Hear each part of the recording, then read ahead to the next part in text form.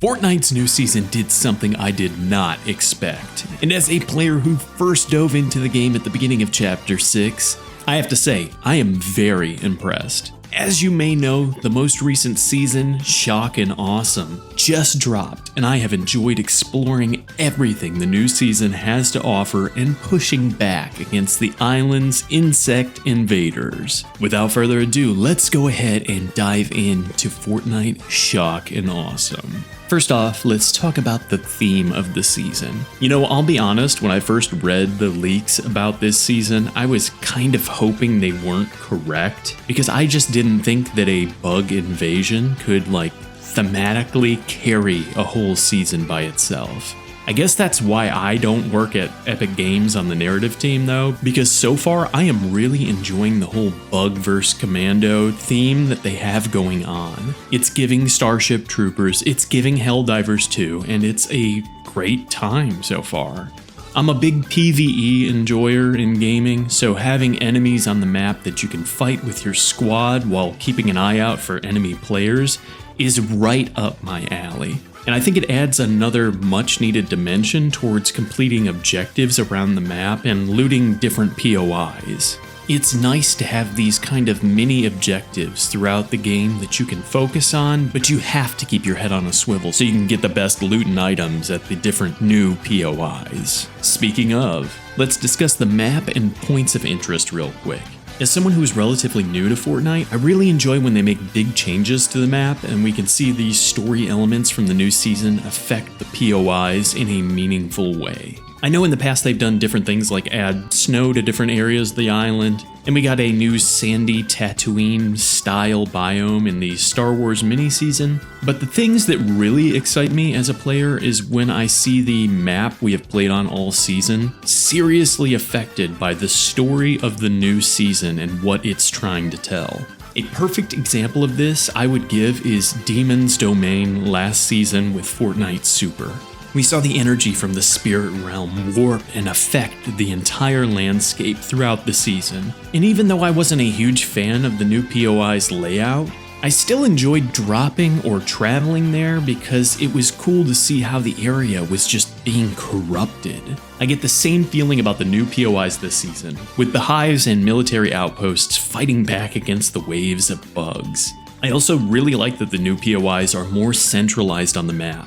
One of my big complaints with the Galactic Battle mini-season was how all of the Star Wars-themed areas were so far out that you could only visit maybe one per match, depending on how the storm pulled. In Shock and Awesome, I like that I'm able to check out the OXR HQ, then make my way over to Swarmy Stash, and then eventually take the fight to the Hive itself. It's just so nice to be able to really explore the new stuff if I want to.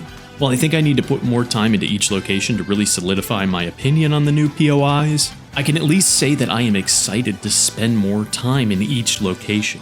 And all of this is before we even talk about the bunkers that you unlock with great weapons once you reach Heroic Rank A, which kind of transitions me nicely into the weapons and items this season. So far, I have really enjoyed the weapons and items on offer, and I haven't even had a chance to play around with everything yet. We have some Chapter 6 staples that we have come to expect from previous seasons, like the Hollow Twister SMG, but the new weapons on offer, bringing their own distinct style while being very thematically appropriate for the new season, are a joy to kind of dive in and discover. I picked up the Wrecked Revolver in my first game this season, and let me tell you, this thing has become one of my favorites. It packs such a punch. It's basically like a shotgun crossed with a hand cannon, and I just really enjoy using it. I'm not great with it, but I'm looking forward to getting more practice in as the season goes on.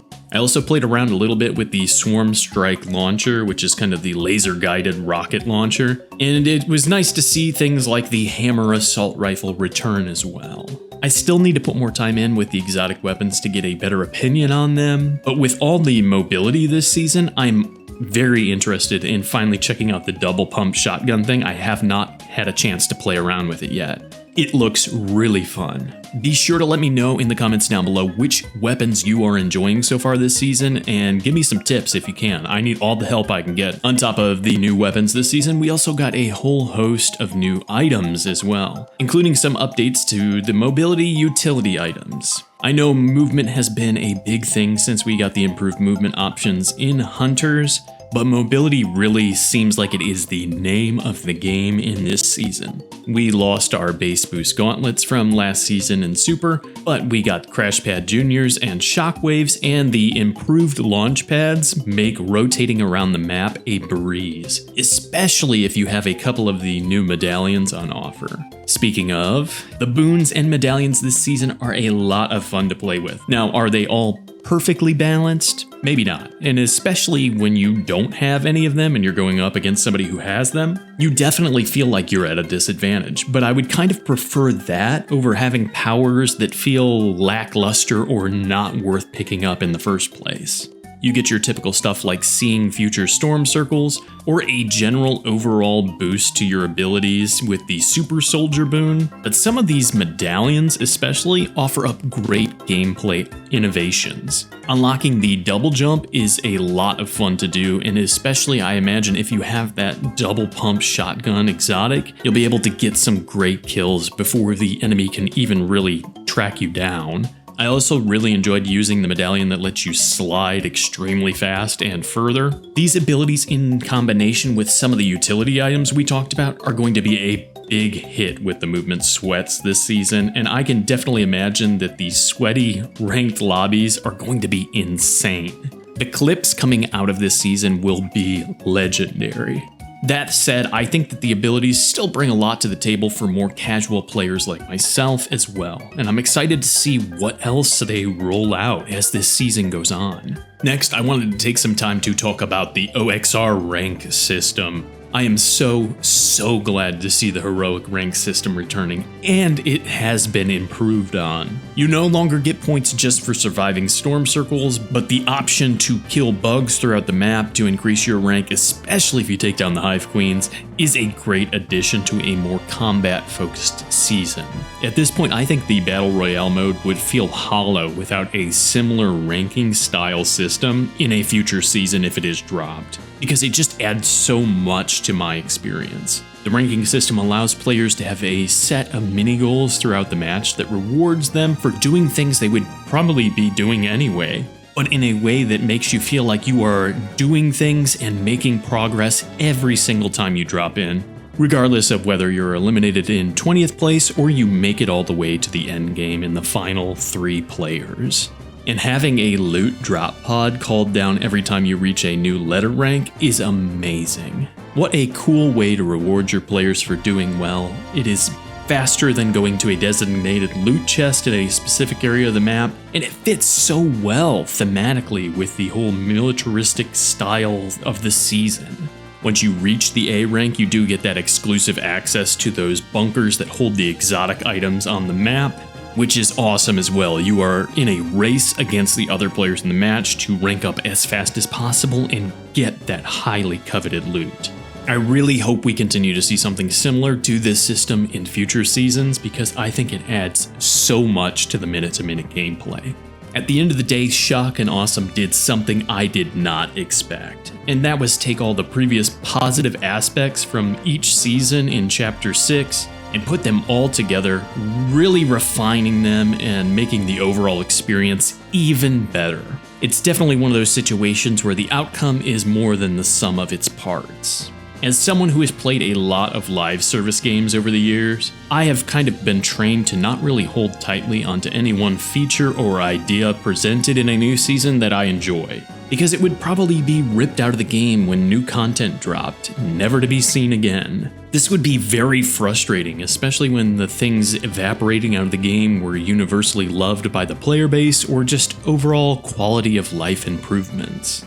Epic Games seems to be pushing back against that trend by really embracing what went well in the past and bringing it forward into the future with even more upgrades, making each season feel like an advancement of the overall chapter, rather than starting over at square one every few months. I love to see this, as it not only makes me feel happy to play the game currently knowing my time is being respected, but it also makes me look forward to what's coming next.